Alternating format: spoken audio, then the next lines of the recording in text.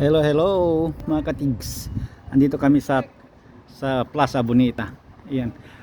Nagsabay naman kaming nag day off ng SME ko, kaya pag nagsabay kami, delikado ako. Gusto nila daw na pumunta diyan sa Crab Pub.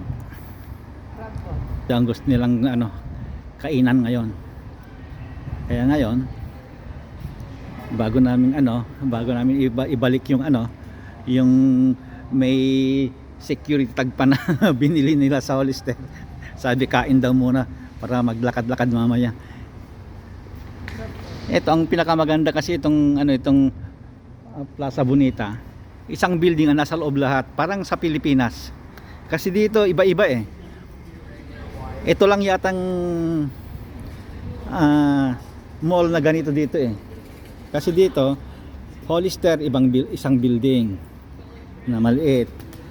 Kung punta ka sa Nike, isang building pa rin. Ito, nasa loob na lahat, parang Pilipinas. Kaya maganda ito. Mas maganda kasi sanay tayong ganun eh.